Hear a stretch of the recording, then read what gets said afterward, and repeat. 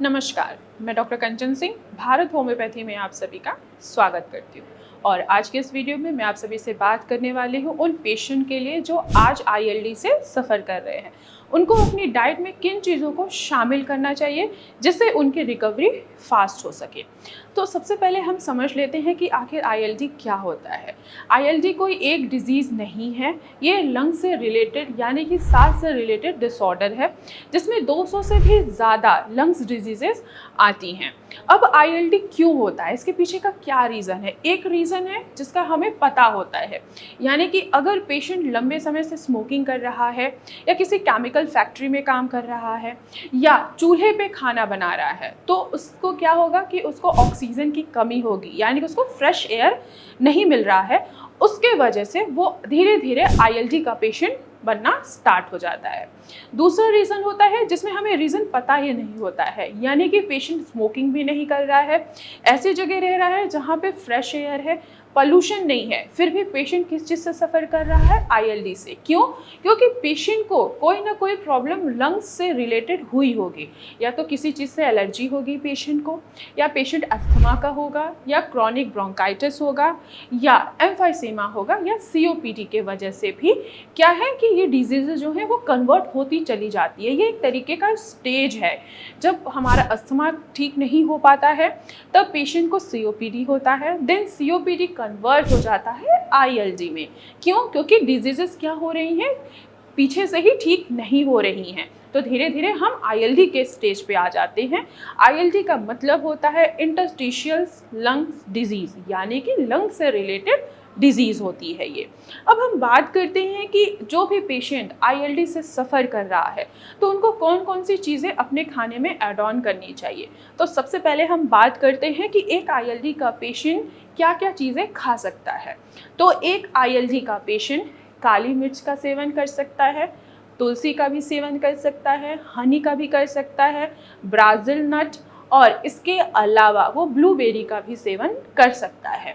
इसके साथ ही साथ एक आईएलडी का पेशेंट गार्लिक का भी सेवन कर सकता है। अब हम बात करते हैं कि एक आईएलडी का पेशेंट अपने खाने में किन किन चीज़ों को शामिल करे जिससे उसके अंदर इम्प्रूवमेंट होना स्टार्ट हो जाए, इवन कि अगर वो मेडिकेशन ले रहा है तो उसकी हेल्थ अच्छी हो।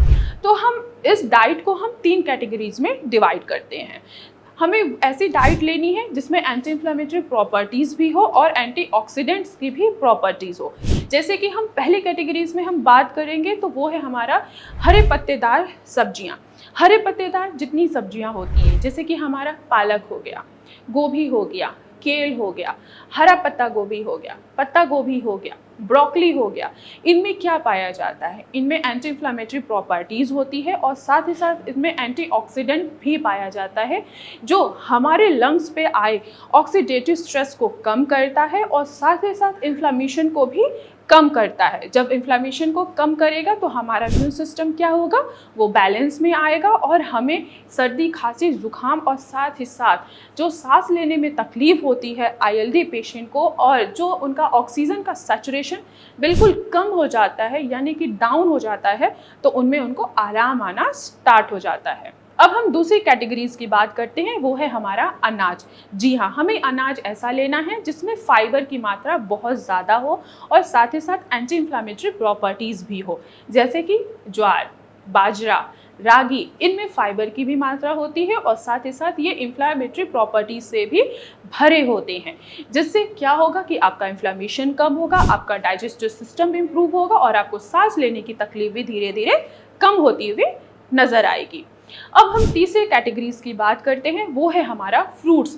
तो ऐसे फ्रूट्स का सेवन करना है जिनमें एंटी इन्फ्लेमेटरी प्रॉपर्टीज़ हो, एंटीऑक्सीडेंट से भरपूर हो, वो फ्रूट्स आपको खाना है। तो ये प्रॉपर्टीज़ किन किन फ्रूट्स में ज़्यादा मिलती है? तो सबसे पहला है हमारा एप्पल।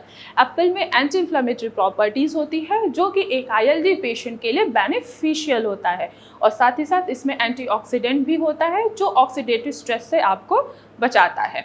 इसके अलावा आप पपाया का भी सेवन कर सकते हैं। साथ ही साथ जितने भी हमारी बेरीज होती हैं, जैसे कि ब्लूबेरी, स्ट्रॉबेरी, कैनबेरी, तो इन सारे फ्रूट्स का आप सेवन करके आप अपने सिम्टम्स को कंट्रोल कर सकते हैं, खासकर जो आईएलडी के पेशेंट हैं जिनकी ऑक्सीजन का सैचुरेशन ही बिल्कुल डाउन चला जाता है। तो जब जब ये सारे डाइट्स वो फॉलो करेंगे तो उनको ऑक्सीजन का सैचुरेशन जो वो इंक्रीज़ होगा और उनको सांस लेने में तकलीफ नहीं आएगी। इसके अलावा अब हम बात करते हैं कि एक आईएलडी का पेशेंट अपनी डाइट में किन किन चीज़ों को शामिल नहीं कर सकता है। तो पहला, वो किसी भी तरीके की खट्टी चीज़ों का सेवन नहीं कर सकता है। जितने भी हमारे खट्टे फ्रूट्स होते हैं जैसे कि संतरा हो गया, मौसम्मी हो गई, इनका आप सेवन नहीं कर सकते हैं। लेमन हो गया, इनका भी आप सेवन नहीं कर सकते हैं। क्यों? क्योंकि इनमें एसिडिक एसिड पाया जाता है जो आपके इन्फ्लामेशन को इंक्रीज कर सकता है, जिसके वजह से आपको क्या होगा, खांसी भी होगी, बलगम भी बनेगा और सांस लेने की भी तकलीफ आपकी बढ़ जाएगी। इसके अलावा जितने भी बाहर के सामान हैं जो हम क्या करते हैं, जो केमिकल से भरे होते हैं, जिनको हम प्रिजर्व करके रखते हैं, जैसे कि हमारा जितने भी पैक फूड हैं, चाहे पैक ड्रिंक होते हैं, जैसे कोल्ड ड्रिंक हो गया हमारा, वो आपको बिल्कुल नहीं लेना है। कोल्ड वाटर होगा वो भी आपको अवॉइड करना है। कॉफ़ी हो गया, ये भी आपको पूरी तरीके से अवॉइड करना है। इसके अलावा अगर आप अल्कोहल लेते हैं तो स्पेशली आईएलडी के पेशेंट अल्कोहल का सेवन बिल्कुल ना करें। क्यों? क्योंकि जब आप अल्कोहल लेंगे तो तुरंत क्या होगा कि आपके लंग्स को इफेक्ट करेगा और आपको सांस लेने की तकलीफ और भी ज़्यादा बढ़ जाएगी। एक आईएलडी का पेशेंट इन चीज़ों को फॉलो करके अपने हेल्थ को इम्प्रूव कर सकता है। तो आज की वीडियो में बस इतना ही, फिर मैं मिलूंगी नेक्स्ट वीडियो में। तब तक के लिए धन्यवाद।